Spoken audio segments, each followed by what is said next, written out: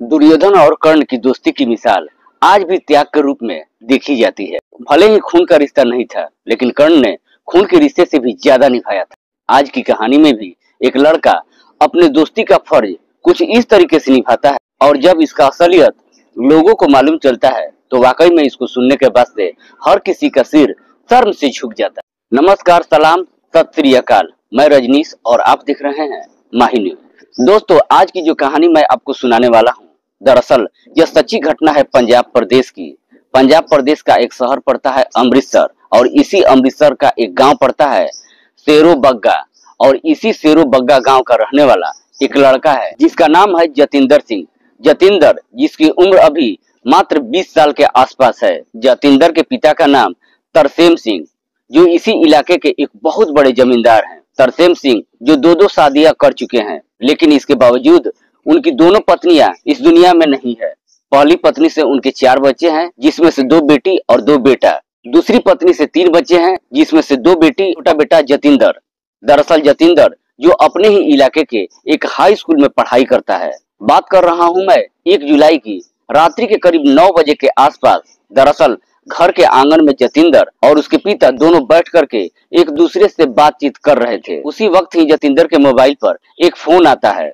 उसके बाद से जतिंदर फोन पर ही बातचीत करते हुए अपने घर से बाहर निकल जाता है, और जाते वक्त अपने पिता से बोल करके जाता है कि मैं थोड़ी देर में वापस आ जाऊंगा। पर जब 2 घंटे का लगभग समय गुजर जाता है, रात्रि के करीब 11 बजे के आसपास तक भी जतिंदर जब घर वापस नहीं लौटता है, तो अब तरसेम सिंह अपने बेटे के नंबर पर फोन करते हैं। लेकिन तरसेम सिंह जब अपने बेटे के नंबर पर फोन करते हैं तो अब जतिंदर का नंबर स्विच ऑफ बताने लगता है, जिसकी वजह से तरसेम सिंह अब अपने बेटे को ढूंढने के लिए घर से बाहर निकलते हैं और गांव के तमाम जगहों पर जाकर वो ढूंढते हैं। पर इसके बावजूद जतिंदर का कुछ भी पता नहीं चल पाता है। तब जाकर आखिरकार तरसेम सिंह हार थक करके घर वापस आ जाते हैं और फिर पूरी रात अपने बेटे के लौटने का इंतजार करने लगते हैं। सुबह हो जाती है, पर सुबह तक भी जतिंदर अपने घर पर वापस नहीं आता है। तो तरसेम सिंह अपने दोनों बेटों को लेकर के नजदीकी थाने में जाते हैं और जतिंदर की गुमशुदगी का रिपोर्ट दर्ज करा देते हैं। पुलिस जब रिपोर्ट दर्ज कर लेती है, उसके बाद से पुलिस भी जतिंदर को ढूंढना शुरू कर देती है। हालांकि पुलिस भी अपनी तमाम कोशिशें तो कर लेती है, पर एक दिन का समय भी गुजर जाता है।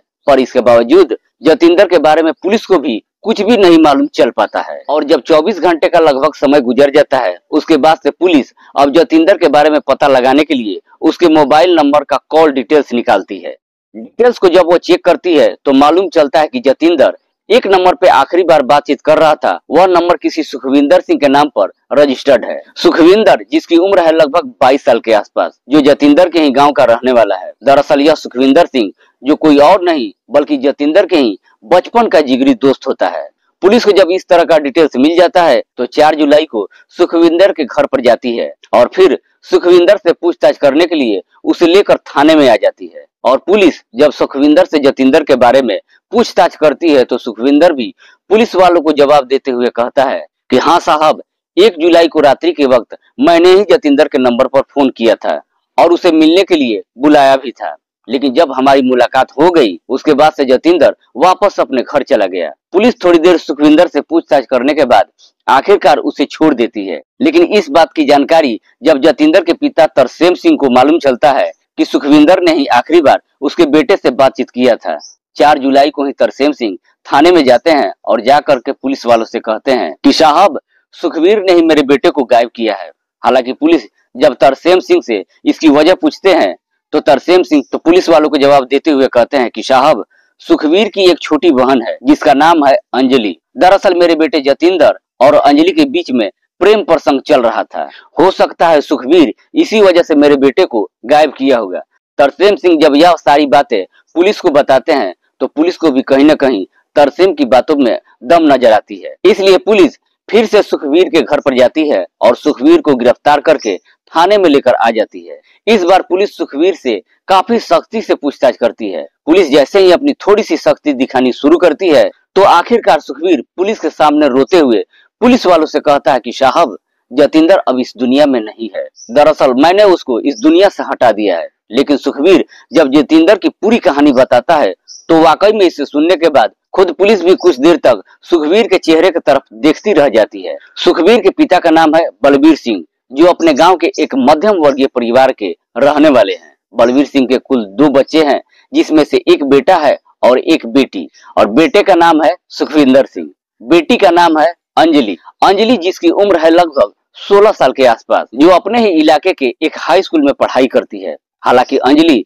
देखने में काफी खूबसूरत ही नहीं है, बल्कि पढ़ने में भी काफी तेज है। लेकिन गरीबी की वजह से बलबीर अपने बेटे सुखवीर को नहीं पढ़ा पाता है, और सुखवीर की भले ही पढ़ाई छूट जाती है, लेकिन सुखवीर ये जरूर इरादा कर लेता है कि वो अपनी बहन को बेहतर से बेहतर शिक्षा देगा।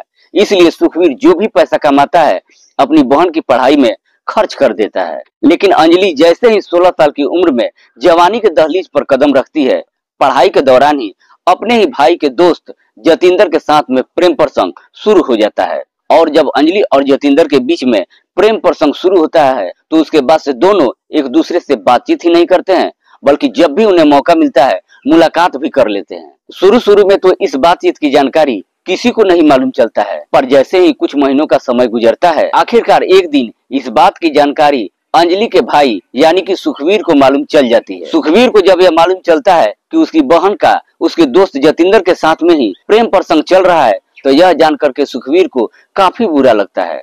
सुखवीर इस बारे में अपनी बहन अंजलि से पूछताछ करता है, तो अंजलि भी अपने भाई से कुछ भी नहीं छुपाती है, साफ साफ अपने भाई से कहती है कि मैं जतिंदर से प्यार ही नहीं करती हूँ, बल्कि उससे शादी भी करना चाहती हूँ। हालांकि अंजलि जब अपने भाई के सामने शादी की पेशकश करती है, तो सुखवीर इसके लिए तैयार ही नहीं होता है, क्योंकि इसकी 2 वजह होती है।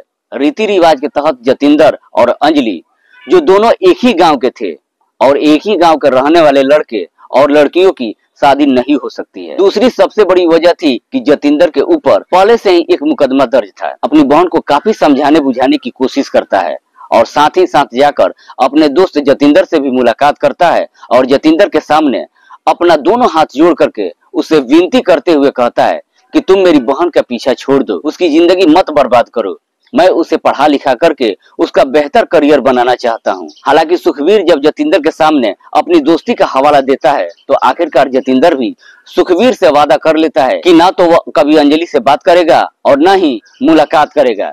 पर जैसे ही कुछ दिन का समय गुजरता है, आखिरकार जतिंदर अपना वादा तोड़ देता है और फिर से पहले के जैसे ही अंजलि से बातचीत ही नहीं करता है, बल्कि मुलाकात भी करना शुरू कर देता है। घटना से ठीक एक दिन पहले सुखवीर अपनी बहन और जतिंदर को खेतों में आपत्तिजनक स्थिति में देख लेता है, और सुखवीर जैसे ही इस तरह का नजारा देखता है, वह काफी गुस्से में आ जाता है, और उसी वक्त यह तय कर लेता है कि अपने दोस्त जतिंदर को इस दुनिया से ही हटाने का वो फैसला कर लेता है। सुखवीर जतिंदर को भले इस दुनिया से हटाने का फैसला तो कर लेता है, लेकिन यह काम उसके अकेले के बस का नहीं था। इसलिए जतिंदर को इस दुनिया से हटाने के लिए वह एक प्लान बनाता है, और अपने इस प्लान में अपने 2 दोस्तों को भी शामिल करता है, जिसमें से एक का नाम है रंजीत और दूसरे का नाम है कुलदीप, जो खुद जतिंदर के भी दोस्त हैं। सुखवीर इन दोनों से जब अपने लिए मदद मांगता है और जब सारी बातें इन दोनों के सामने रखता है, तो आखिरकार सुखवीर के ये दोनों दोस्त भी उसका साथ देने के लिए तैयार हो जाते हैं। इसी षड्यंत्र के तहत 1 जुलाई को रात्रि के करीब 9 बजे के आसपास खुद सुखवीर ही जतिंदर के नंबर पर फोन करता है और उससे कहता है कि मैं गांव से बाहर स्कूल के मैदान में खड़ा हूं, तुम मुझसे मिलने के लिए आ जाओ, मैं तुमसे अपनी बहन को लेकर कुछ जरूरी बातचीत करना चाहता हूं। अपनी बहन को लेकर के बातचीत करने के लिए जब जतिंदर को बाहर के स्कूल के ग्राउंड में बुलाता है, तो इधर जतिंदर भी जब अपने घर से निकलता है और फोन पर बात करते हुए तो इस बारे में अपने पिता से कुछ भी नहीं बताता है, बल्कि कहता है कि मैं थोड़ी देर में ही आ रहा हूँ। और थोड़ी देर के बाद गांव के बाहर स्कूल के ग्राउंड में वो पहुंच जाता है। लेकिन वहां पर जब वो पहुंचता है तो देखता है कि सुखवीर के साथ में उसके दोनों दोस्त भी वहां पर मौजूद हैं। हालांकि जब वहां पर वो पहुंचता है तो सुखवीर सबसे पहले जतिंदर को काफी समझाने बुझाने की कोशिश करता है, दोस्ती का हवाला देता है, लेकिन उसकी बातों पर जतिंदर को थोड़ा सा भी फर्क नहीं पड़ता है। बातों ही बातों में झगड़े तकरार शुरू हो जाते हैं, और जब झगड़े तकरार शुरू होता है तो सुखवीर इस प्रकार से गुस्से में आ जाता है कि बगल से एक ईंट उठाता है और उसी ईंट से जतिंदर की पिटाई करने लगता है, जिसकी वजह से जतिंदर उसी वक्त इस दुनिया को छोड़कर हमेशा हमेशा के लिए चला जाता है। उसके बाद से यह तीनों अब अपने आप को बचाने के लिए जतिंदर को लेकर के बगल के एक नहर के पास जाते हैं और फिर उसकी डेड बॉडी को नहर में ही फेंक कर वहां से वापस अपने घर चले जाते हैं। लेकिन सुखबीर जब वहां से वापस अपने घर जाता है तो जतिंदर का मोबाइल भी अपने साथ लेकर के जाता है और उसके मोबाइल को स्विच ऑफ करके वह रख देता है। वाकई में सुखबीर जब यह पूरी कहानी पुलिस को बताता है तो उसके बाद से पुलिस सबसे पहले सुखबीर के ही बयान पर उसके दोनों दोस्तों को गिरफ्तार करती है और फिर इन तीनों को लेकर के उनके बताए हुए जगह पर यानी कि नहर पर जाती है। उस नहर में जतिंदर को ढूंढने की अपनी तमाम कोशिशें करती है। हालांकि पुलिस लगभग 4 से 5 दिनों तक अपनी तमाम कोशिशें तो करती है, पर इसके बावजूद जतिंदर बरामद नहीं हो पाता है। लेकिन यह सब के सब अपना जुर्म कबूल लेते हैं। उसके बाद से पुलिस इन सबको जेल भेज देती है। दोस्तों, रीति रिवाज के चक्कर में दोस्त ही दोस्त का दुश्मन बन जाता है। काश सुखबीर जतिंदर के पिता से इस बारे में बात किया होता तो शायद मामला सुलझ गया होता। दोस्तों, इस पूरी घटना के बारे में आप क्या सोचते हैं? आप अपनी राय हमें कमेंट बॉक्स में जरूर दीजिएगा। फिर हाजिर होंगे एक नई कहानी के साथ। तब तक के लिए जय हिंद, जय भारत।